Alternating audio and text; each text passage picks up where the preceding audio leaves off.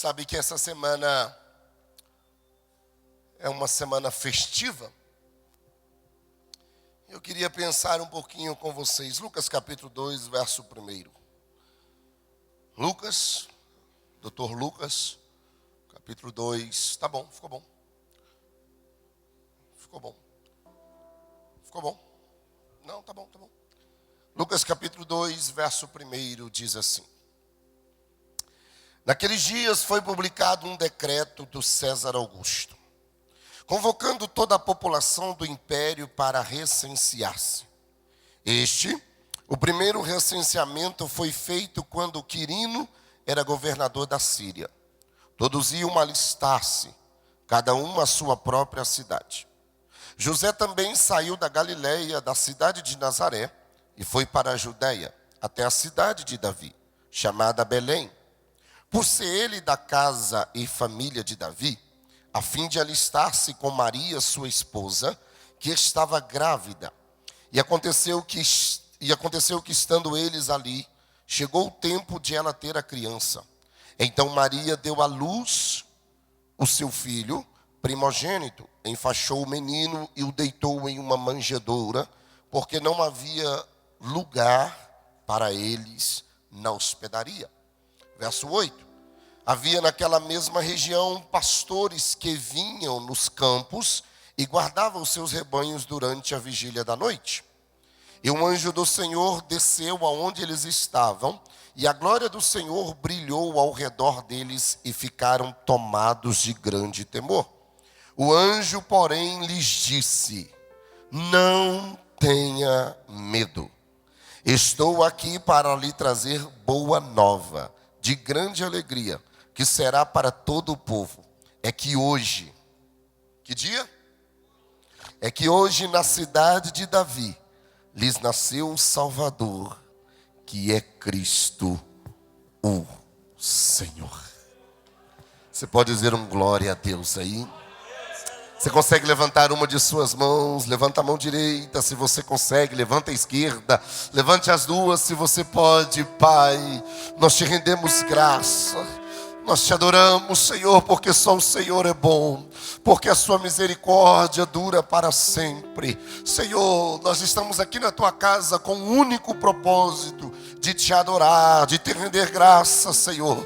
Obrigado pela vida de cada um dos teus filhos que já chegaram nessa reunião. Obrigado, Senhor, pela vida de cada um daqueles que nos acompanha, aqueles que não puderam estar, mas abre os nossos corações para ouvir a tua voz, para ouvir a tua palavra. É o que nós cremos e tomamos posse nesta noite, em nome de Jesus. Você tem coragem de cumprimentar pelo menos umas 3 pessoas e dizer para ele: Jesus está vivo.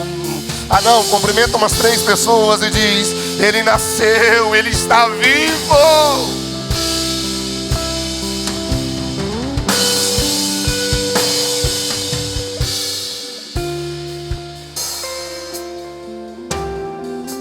Nessa noite pensar sobre isso aqui. A mensagem de Deus para mudar o seu destino.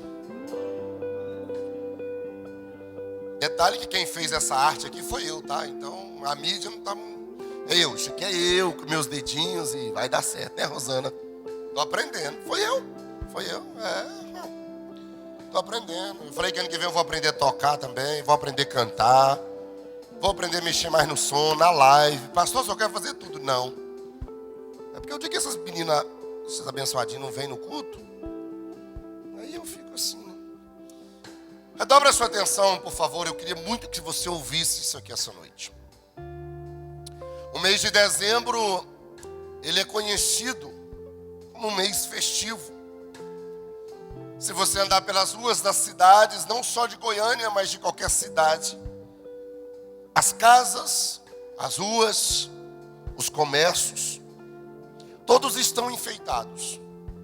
É luzes, pisca-pisca, árvores natalinas, enfeites de todos os modelos, de todas as cores, de todos os tamanhos.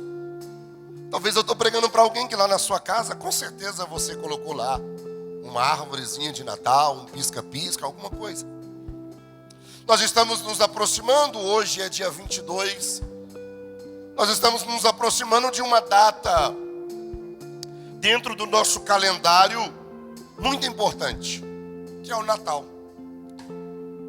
É nessa semana que a gente, na maioria das famílias, ou por que não dizer praticamente todas, tem festa.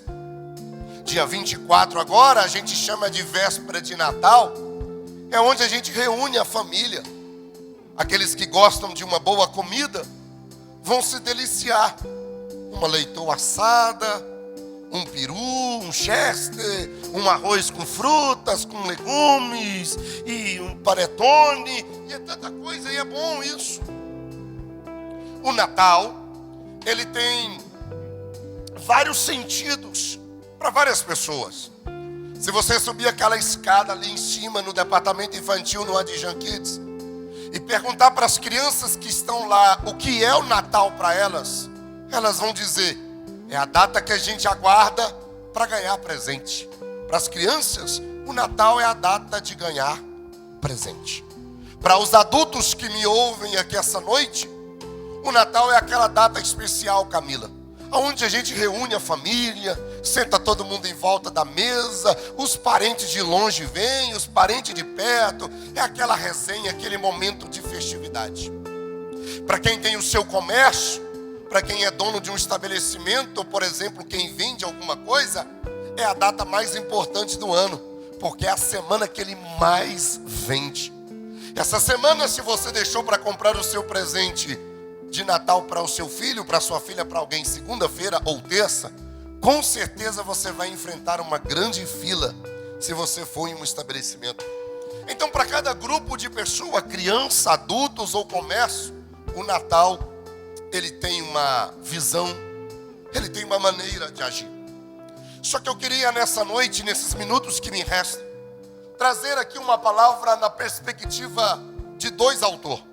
O primeiro é Lucas e o segundo é Mateus. Porque não tem como eu falar de Natal, não tem como eu falar melhor do nascimento de Jesus sem eu ler os dois textos. Mas antes que eu entre nesses textos, permita-me trazer algumas verdades que alguns aqui eu tenho certeza que você sabe. Mas tem outros que talvez nunca ouviu, tem outros que talvez nunca pesquisou. E a primeira verdade que eu queria que você soubesse é que a festa do Natal não é mencionada na Bíblia Sagrada. A Bíblia vai falar de várias festas e o nosso Deus, Ele gosta de festa. Quando o povo sai do Egito, Deus é quem dá a ordem e diz para Moisés: vamos fazer festa, precisa ter festa. Quando o povo sai do Egito, Deus estabelece 7 festas. Quantas festas? Quantas festas? Para os alunos da teologia aqui, Deus estabelece 7 festas, mas Ele estabelece 3 como sendo as principais: a festa da Páscoa, Pentecostes e Tabernáculo. São as festas mais importantes para um judeu. Uma outra festa estabelecida é a famosa festa do Yom Kippur, o dia do perdão.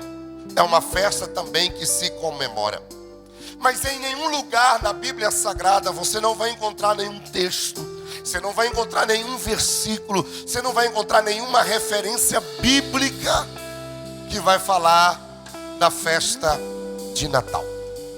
A palavra Natal é uma palavra latina,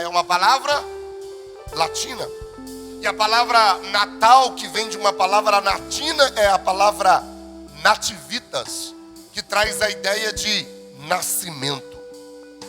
Só que essa festa chamada de Natal, me ouça por favor com atenção, essa festa que nós chamamos de Natal, ela não é uma festa bíblica.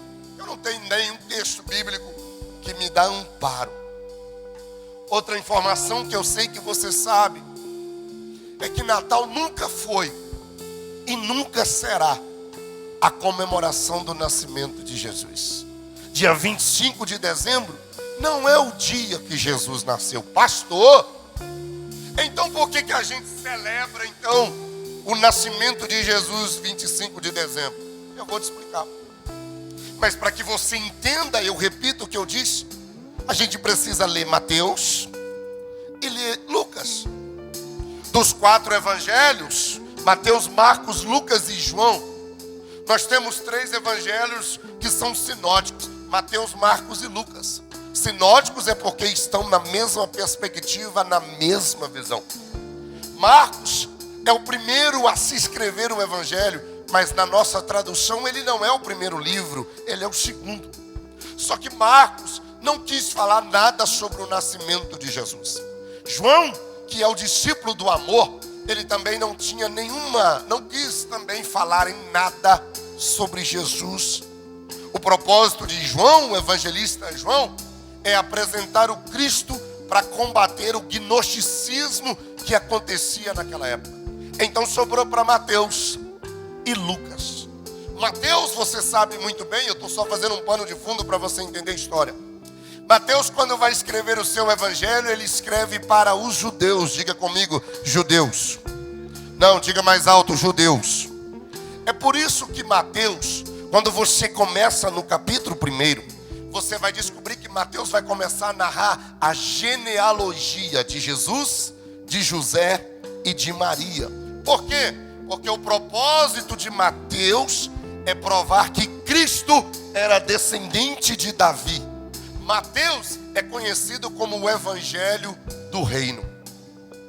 Enquanto que Lucas, conhecido como doutor Lucas, ele vai escrever para os gentios e para os gregos.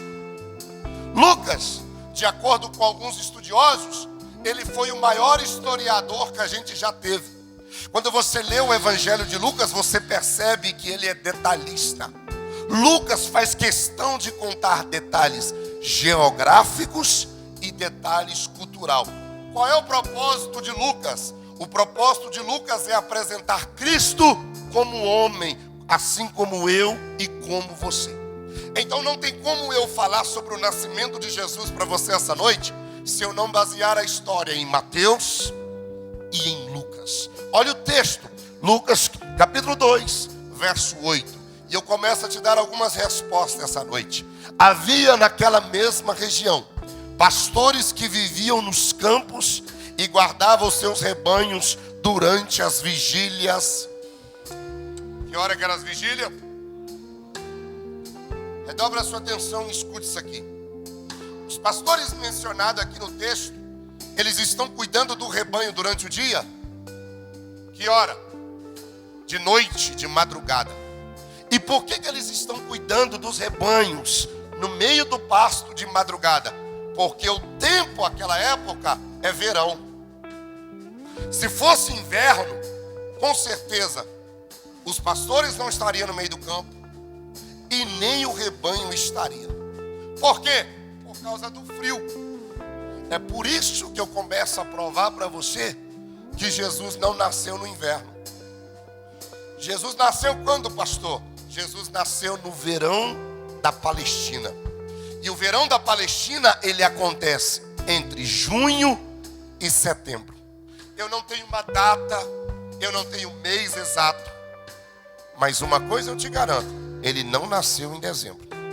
Até porque o foco maior da Bíblia, e principalmente do Novo Testamento, os Evangelhos, não foi tratar tanto sobre o nascimento de Jesus. O foco maior dos evangelhos é falar da morte de Jesus e da ressurreição. É por isso que eles cronometram e a data bate, que a morte e a ressurreição é na Páscoa. Porque o foco principal é falar da morte e da ressurreição. Então a primeira coisa que você precisa desmistificar na sua mente é que Jesus não nasceu em dezembro. Pastor, qual é a data exata que Jesus nasceu? Alguns historiadores acreditam, abre aspas, que foi em setembro, mas eu não tenho como te provar. Aí vai surgir a segunda pergunta que está na sua mente. Então por que nós celebramos o Natal em dezembro, especificamente dia 25? Aí eu vou te explicar. História. No século de número 4, a história vai dizer que a igreja primitiva estava crescendo muito. O cristianismo estava ganhando muita força. E aí, enquanto o cristianismo e a igreja crescia de um lado, Do outro lado, a história vai dizer que começou a surgir algumas festas conhecidas como festas pagãs. A primeira festa que começou é chamada de Saturnália. Consegue repetir esse nome? Saturnália. Diga aí no 3. 1, 2, 3. A festa Saturnália, ela acontecia entre os dias 17 e 23 de dezembro. Que festa era essa, pastor? Era uma celebração romana em honra ao deus Saturno. Era uma festa marcada para trocar presentes, trocar comunhão, mas era uma festa pagã. A segunda festa que aconteceu pagã nesse período é chamada de Festa Dies Natalis, ou Solis Invictus, uma festa que acontecia especificamente dia 25 de dezembro, o dia do nascimento do Sol Invencível. Era uma festa romana dedicada ao Deus do Sol. Então escuta, do lado de cá eu tenho a igreja crescendo, a igreja romana crescendo, o povo crescendo, e do lado de cá eu tenho festa pagã crescendo. Aí o que vai acontecer? Os cristãos começaram a perceber que o povo aqui queria ir para festas pagãs. Começou a querer ir para as festas pagãs. Por causa disso, eles vão instituir dia 25 de dezembro como sendo o dia para comemorar o Natal e o nascimento de Jesus. Qual era o propósito deles? É para que o povo tivesse uma festa aqui e não fosse para a festa pagã. Foi aí que surgiu o Natal e a festa natalina. Te contei uma história. Pastor, o Natal, porque é a pergunta que a gente mais ouve, é uma festa pagã? Pastor, é pecado eu celebrar o Natal? Pastor, é pecado eu comemorar o dia 25 de dezembro como sendo o nascimento de Jesus? É pecado ou não, pastor? Pastor, eu passei a vida inteira fazendo, será que eu estou em pecado? Não é pecado. Só que você precisa entender uma coisa. Você que é pai, você que é mãe, você precisa ensinar o seu filho a verdade. Essa é a primeira coisa que você precisa aprender. Você precisa ensinar seu filho que Jesus não nasceu no dia 25 de dezembro. E você precisa explicar isso. Você precisa entender que a nossa cultura celebra o dia 25. É uma homenagem. Agora, sempre vai existir um crítico para dizer assim, Bia, para que celebrar o nascimento se a Bíblia não traz uma data específica? O que você precisa entender é que o foco do nascimento de Cristo não é o dia, mas o que você precisa entender essa noite é que é um fato histórico e espiritual. Deus se fez carne para estar conosco. Então não é o calendário que vai transformar a minha vida, mas é o Cristo Todo-Poderoso que transforma você, que transforma eu. Então não é sobre o Natal, é sobre Cristo. Alguém diz assim, pastor, não precisamos do Natal para celebrar de Jesus. Eu concordo. Só que é uma oportunidade que você tem de lembrar que Ele nasceu. Ele nasceu. E Ele nasceu para quê, pastor? Para cumprir uma missão. E sabe qual foi a missão? Para que você e eu estivéssemos aqui essa noite. Ele nasceu para transformar uma história. Tem muita gente para criticar, mas uma coisa é certa: ninguém pode negar que o nascimento de Jesus é um marco na redenção. Aí o texto diz, olha o texto, capítulo 2, verso 1. A Bíblia começa dizendo: naqueles dias foi publicado um decreto de César Augusto. Eu contei isso aqui, mas eu vou repetir porque tinha muita gente que não estava aqui. Entre Malaquias e Mateus Existe o que nós chamamos de período interbíblico. Um período de 400 anos. Quantos anos? Onde o céu ficou em silêncio. Onde não houve voz, aparição, não houve fala. A última vez que Deus tinha falado foi no período do Medos e Persas, no final de Malaquias. Nesse período de 400 anos, que é o período interbíblico, veio a gestão de um homem chamado Filipe Macedônico. Quando Filipe Macedônico morre, vem o seu filho, que você já ouviu falar sobre ele, Alexandre o Grande. Alexandre o Grande foi treinado e discipulado por alguém que também você já ouviu falar, por nome de Aristóteles, o maior filósofo. Alexandre o Grande se torna rei com 20 anos de idade. Só que ele morre entre 32 e 33 anos, morre prematuro. Alexandre o Grande conseguiu conquistar muitas coisas. Alexandre o Grande conseguiu unificar muitas coisas. Só que Alexandre o Grande cometeu o pior erro. Não deixou nenhum sucessor. Quando Alexandre o Grande morre, a história vai dizer que foi dividido em 4 generais. É nesse período desses 4 generais que vai ser estabelecido o que nós chamamos de Império Romano. E o primeiro imperador romano que vai surgir é esse camarada que o texto está dizendo, César Augusto. É dentro desse contexto, e aí por isso que eu disse que a gente tem que ler Mateus, é que nesse contexto do Império Romano, César Augusto, que vai surgir um rei chamado Rei Herodes o Grande. O que você precisa separar na sua mente, olha o texto, Mateus capítulo 1, verso de número... Perdão, minha filha, é Lucas mesmo. É Lucas. Lucas capítulo de número 2. Capítulo 1, verso de número 5. Esse Herodes de 1 e 5 aqui, Lucas 1 e 5. Esse Herodes aqui é o Herodes o Grande. Esse cara é cruel. Esse cara é maldoso. Esse cara é ruim. Só que você precisa separar que esse Herodes ali, ó, nos dias de Herodes, rei da Judeia, não é o mesmo Herodes que vai mandar prender João Batista. Não é o mesmo Herodes quando Jesus vai preso. Não é o mesmo Herodes de quando Pedro está na prisão. Cada tempo, cada período é um Herodes. Herodes era um nome comum naquela época. Então esse camarada aqui é Herodes. E esse Herodes aqui é o Grande. E pensa num cara malvado, ruim. Aí é nesse tempo, pastor Jonathan, desse camarada chamado Herodes, que o céu decidiu romper o silêncio. É nesse tempo que o céu decide mudar a história. E um ambiente que estava corrupto, um ambiente que estava totalmente perdido, o céu decide enviar o seu filho. Um ambiente corrupto, um ambiente pecaminoso, um ambiente onde o sacerdócio estava perdido, um ambiente onde só tinha coisa errada. O céu decide romper o silêncio e o Deus disse assim para o anjo Gabriel: desce lá na terra.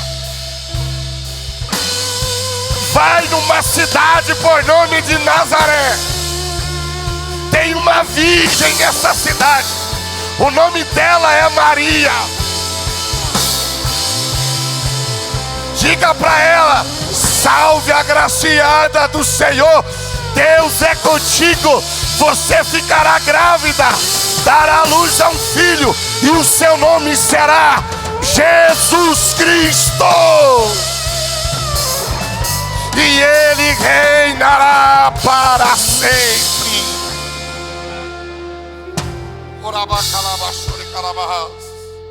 Só que escute isso aqui.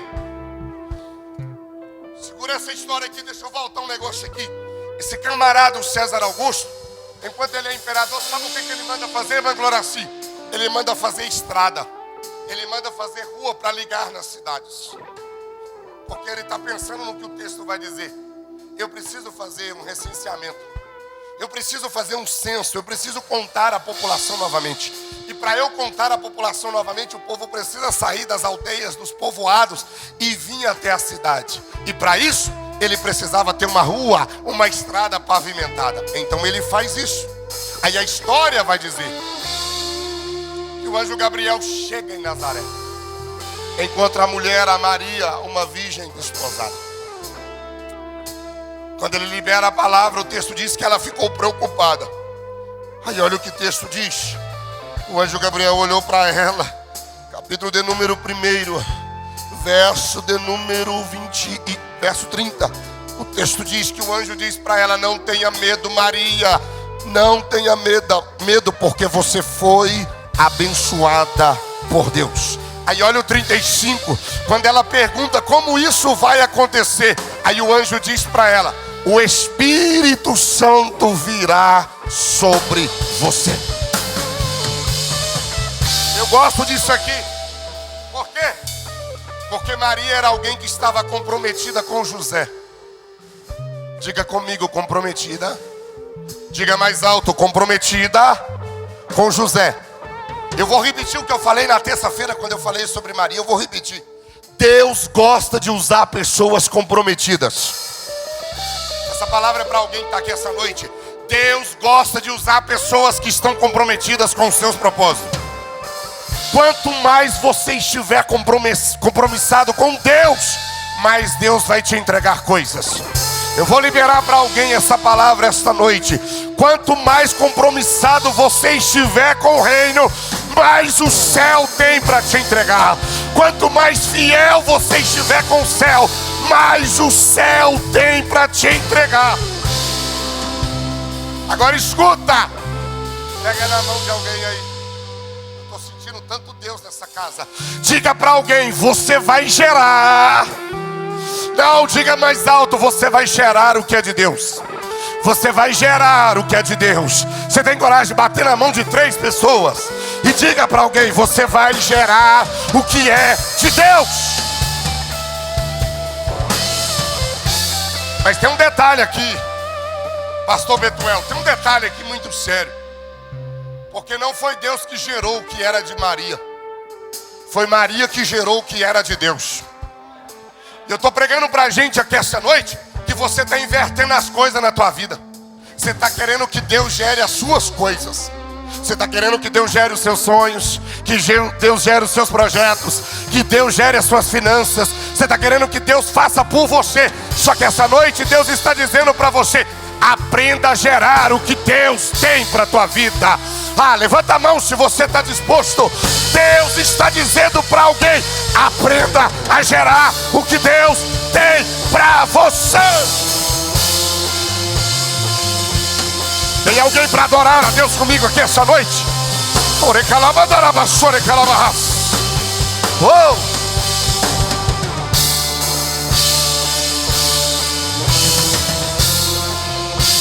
Aí olha o texto, Lucas 1:31. E eis que conceberás, 31, e darás a luz a um. Você ficará grávida e dará a luz a um. Permita-me dizer 2 coisas nesse versículo para você. Conceber, ficar grávida é uma coisa, dar à luz é outra coisa. Preste atenção nisso aqui. São coisas distintas. Conceber traz a ideia de se apegar a alguém. Conceber traz a ideia de levar-se. Me escute. Na prática, a concepção é o momento em que o óvulo é fecundado e dá início à vida. Assim, o feto se torna parte dela. Esse conceber é o que nós chamamos de gerar. Esse processo, ele não dá muito trabalho para a mãe. Porque o que a mãe tem que fazer é esperar que aconteça naturalmente o que Deus programou para acontecer dentro dela. O que a mãe está fazendo é esperando o bebê se formar dentro dela. Só que vai chegar um momento que ela vai dar à luz. Mas esse primeiro momento é o momento onde que ela está concebendo. Espiritualmente, eu estou falando isso aqui debaixo do temor de Deus. Quando alguém abre a boca e diz assim para você, você vai gerar o que o céu tem para a tua vida. Sabe o que Deus está dizendo? Eu estou fazendo você gerar aquilo que Deus preparou para a sua vida. Ai, eu estou sentindo Deus aqui nessa casa. Quando você ouve alguém profetizar para você e dizer para você, você vai gerar o que Deus tem para a sua vida. Sabe o que é isso? É você se apegar na palavra que foi liberada. E dentro de você essa palavra vai se tornando vida, vai se tornando verdade. E através da oração, através do louvor, através da palavra, você vai gerando, vai gerando, vai gerando. Mas vai chegar o momento que esse propósito, que essa promessa vai nascer. Mas a segunda parte do versículo diz assim: dará luz a um. O ato de conceber, nós não temos nenhuma grávida aqui, né? Tem não. Se tem, nós não estamos sabendo, né? Vai que tem alguma irmã aqui que está grávida. Quem sabe depois dessa palavra você começa a entender. No ato de conceber, pastora Tânia, não há nenhum trabalho a ser feito por nós. Só que dar à luz, quem é mãe aqui vai entender. O processo do parto, ele dá trabalho. Ele é doloroso. Tem dores, tem complicações. Tem mulheres aqui que me ouvem aqui essa noite, que para gerar a criança que Deus te entregou, as horas do parto foram horas de dores. Foram horas de dores. Só que as irmãs que me ouvem aqui essa noite, que já é mãe, você concorda no que eu vou dizer? Que quanto menos tempo você tem tido de dor, em menos durações, é porque está mais próximo para nascer. Se está doendo, mas o tempo é menor, pastor, é porque está nascendo. Então vou liberar para alguém aqui. Se está doendo, se está tendo complicações, se está tendo lágrimas, se está tendo dores, é porque está para nascer o propósito. Está para nascer. Levanta a mão porque eu estou sentindo o peso da palavra. Se está tendo dores em curto espaço de tempo, é porque está para nascer esse milagre. Aprenda, aprenda. Você vai gerar o que Deus tem para você. Pastor Creito, sabe o que eu gosto? É que no capítulo 1 de Lucas, o anjo visita Maria. Mas no capítulo 2, a Maria vai dar à luz. Tem gente aqui essa noite que está vivendo o capítulo 1. Mas assim diz o Senhor, o capítulo 2 chega.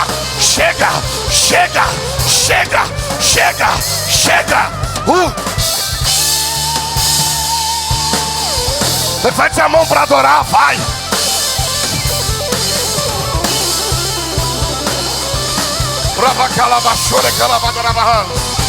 Adore, vai.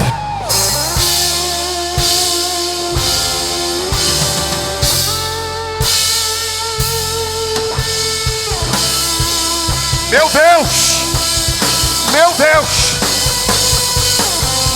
Agora escuta.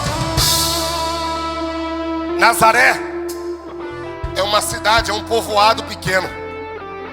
Quando José recebe a notícia, eu imagino essa cena. José recebendo a notícia. Qual é a notícia?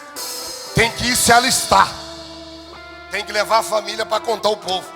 Só que José é o sacerdote da casa.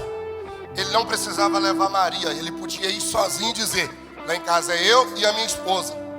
E ela está grávida. Só que eu imagino José. Por quê, pastor? Quando José recebe a notícia, Maria não está no início da gestação. Maria não está no meio da gestação. Maria está no final da gestação. Então eu imagino José chegando para Maria e dizendo: precisamos ir embora. Para onde? Vamos para Belém. Como assim? Você não está vendo que eu estou grávida? Eu estou inchada, meus pés estão inchados. Tem problema não, eu não perco essa oportunidade, porque está nascendo alguma coisa aí. Eu não vou perder a oportunidade. O problema é que eu estou pregando para a gente aqui essa noite, que em 2024 você jogou muitas oportunidades que Deus te deu fora. Deus te entregou ministério, Deus te entregou dons, Deus te entregou talentos, Deus te entregou tantas coisas. E hoje, 22 de dezembro, você pegou tudo que o céu te deu e jogou fora. Só que assim diz o Senhor para alguém: eu sou Deus de segunda oportunidade, e eu vou te dar outra oportunidade. Mas não jogue fora o que eu te entreguei.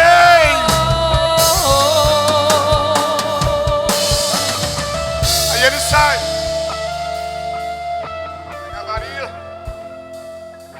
Sai de Nazaré da Galileia e vai para a Judéia.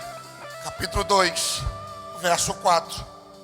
Sai da Galileia, cidade de Nazaré, vai para a Judéia, até a cidade de Davi, chamada Belém, por ser ele da casa e da família de Davi, a fim de se alistar com Maria. Olha o texto. Chegou o tempo.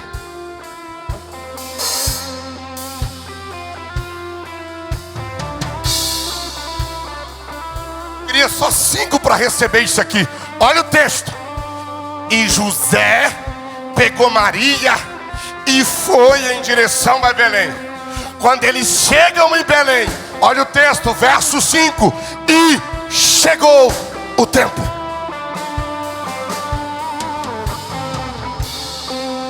Verso 6. E chegou o tempo. Quem acredita no que eu vou dizer aqui essa noite? Chegou o tempo. Alguém deu um glória a Deus lá atrás. Alguém levantou a mão ali. Chegou o tempo. Chegou o tempo. Não é amanhã. Chegou o tempo. Chegou o tempo. O dia mal não vai me alcançar. Geração forte tem que suportar. Na minha fraqueza vi o teu poder, e dos espinhos graça renascer. Não trocarei minha aliança não, por um momento de aceitação. O que eu tenho ninguém vai roubar. Sou sua flecha, pode me lançar. Olha o texto, para mim encerrar. Verso 7.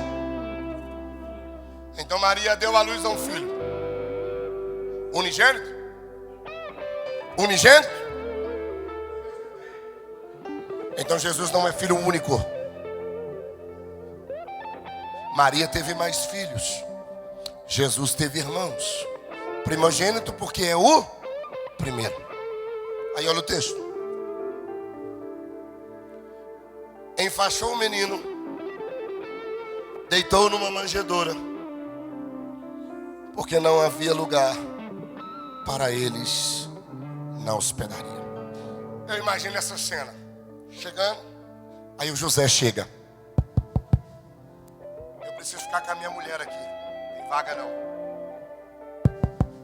Preciso ficar com a minha esposa aqui, ela está grávida. Tem vaga não. Aí vai no outro. Aquele solo, meu filho, aquele solo. Aquele solo, vai. Chega no outro. Não tem vaga. Vai no outro, naquele do baixo, vai. Não tem vaga. Aí o José diz: Maria, não tem vaga. Olha o texto. Enrolou numa faixa. Qual é o nome do lugar? Manjedoura. No nosso bem português goiano, um curral. Um coxo, onde se colocava comida para os animais. Não era um lugar aconchegante. Não era um lugar climatizado. Não era um lugar bonito. Não era um lugar que alguém queria ir. mas foi o lugar que Deus preparou. Maria não teve escolhas. Já chegou sentindo dores. Só que é na manjedoura que o menino Jesus nasce. Olhe bem para mim. O seu coração é uma hospedaria aonde Jesus chega hoje e diz: eu quero morar aí dentro. Ou o seu coração é uma hospedaria como pousada, que vem alguém, hospeda e vai embora. Ou o seu coração é como as hospedarias de Belém, não tem espaço para ele nascer. Como está a sua vida com Deus? Como está você com Deus essa noite? Porque Jesus não quer ser um simples hóspede na tua vida. Jesus não quer ser um passageiro. Ele quer morar. Ele quer fazer morada. Tem alguém entendendo isso aqui? Eu vou mais fundo ainda. O texto diz que ela enrolou nas faixas. E o que é faixas, Jonathan? Era pedaços de pano. Quem sabe, permita-me parafrasear, Maria, quem sabe, até fez um enxoval para o menino nascer. Só que teve que sair às pressas, não teve como levar. Aí ela pega o paninho que tinha lá, um pedaço de pano, e enrola a criança. Esse é o grande problema. É que a gente só quer dar resto para Jesus. A gente só dá o que sobra para Ele. A gente vem para o culto, olha, eu vou dizer, a gente tem a coragem. O culto começa às 7, a gente chega às 8. O culto começa às 7, a gente fica mais no celular do que prestando atenção no culto. E a Maria está dizendo assim, a Maria e o José: eu tive dificuldades, eu achei lugares que ninguém abriu a porta, mas quando eu cheguei na manjedoura, a Maria deu a luz e o menino, e se cumpriu a profecia que dizia que de Belém de Judá nasceria ele, Emanuel, Deus conosco. Improvável, mas escolhido, incapaz, mas vencedor, em ti, Senhor. Essa noite Deus está dizendo para alguém: deixa eu me envolver com você. Deixa eu abraçar você. Deixa eu cuidar de você. Mesmo em meio a todas as dificuldades que José e Maria enfrentou, Jesus nasceu. Você não vai abortar o que Deus tem para a tua vida. Vou de novo, você não vai abortar o que Deus tem para você. Fica de pé. Eu ainda ia falar dos magos, mas não deu tempo. Sabe o que eu gosto? É que mesmo cenário caótico, Deus não antecipou o milagre. Mesmo cenário caótico, Deus não adiantou o milagre. O milagre nasceu no tempo certo. É no tempo determinado que as coisas vão acontecer. Essa noite, eu quero orar por você. Jesus tem espaço no teu coração?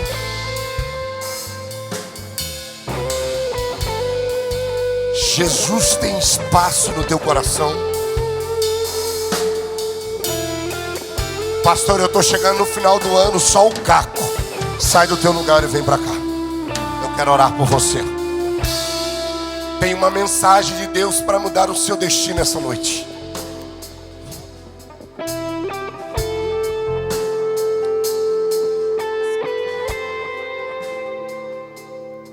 Tem uma palavra de Deus para o seu coração. Jesus quer hospedar aí.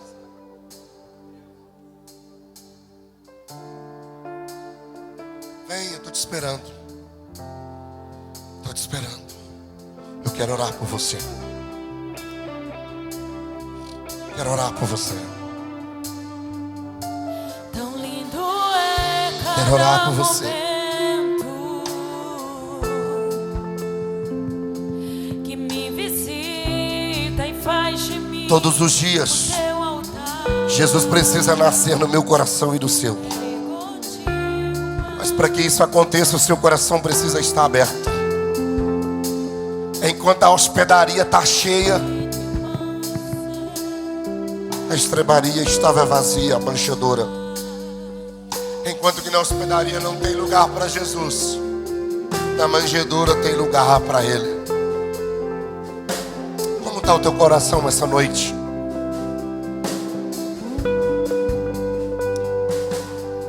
Ele morreu na cruz do Calvário, não foi em vão.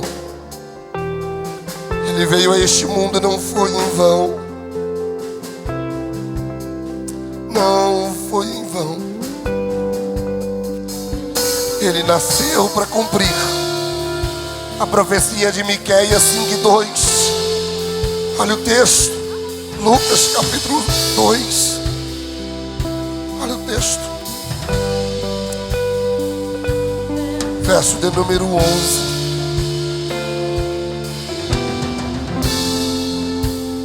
É que hoje na cidade de Davi lhes nasceu o Salvador. Sabe por que ele não nasceu em Nazaré? Porque tinha que cumprir a profecia. O Messias ia nascer em Belém. Sabe o que é isso? É que a palavra de Deus, ela não pode falhar. E ela não falha. A profecia tinha que se cumprir. E por isso que eu te chamei aqui na frente. Pastor, por que o Senhor me chamou? É porque Jesus quer morar no teu coração. Mas não é só por algumas horas, não. Não é só nos dias de culto, não. É em todo o tempo. Feche os teus olhos. Curva a sua cabeça. Tão lindo é cada momento. Me visita e faz de mim o teu altar. Quero ir contigo mais. Ele é o Cristo. Segura em mim. Ele Você nunca vai soltar. Salve, salve, agraciada. Você não vai gerar o que você quer gerar. Onde só Você vai gerar o que é de Deus. Foi difícil esse ano. Lágrimas, dores. Mas vai nascer esse projeto. Vai nascer esse projeto. Chore carabadaraba, chore carabarra. Chore carabadaraba, chore carabadaraba. Abrace alguém aí se você pode. Abrace alguém aí. Minha vida inteira me vestiu com roupas novas, pôs azeite em minha cabeça, me deu lugar à mesa. O meu Pai não me rejeita, me chegou na minha tormenta, me livrou em meus problemas, transformou minha tristeza e mudou minha vida inteira. Me vestiu com roupas novas, pôs azeite Em nome de Jesus. Em nome de Jesus. Receba força. Receba força. Leva-me ao lugar. Receba força de Deus. Onde só você. Receba a graça de Deus. Desfrutamos o momento. Te amo, meu papai.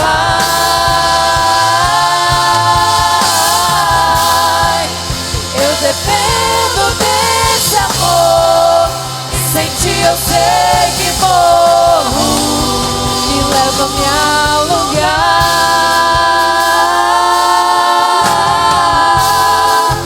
onde só você. Receba a força de Deus. Desfrutamos o momento. Receba a graça de Deus. Te amo, meu papai.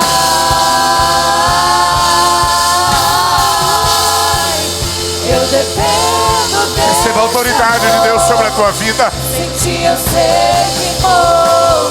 Senhor, eu oro pelos teus filhos essa noite. Obrigado pelas vidas.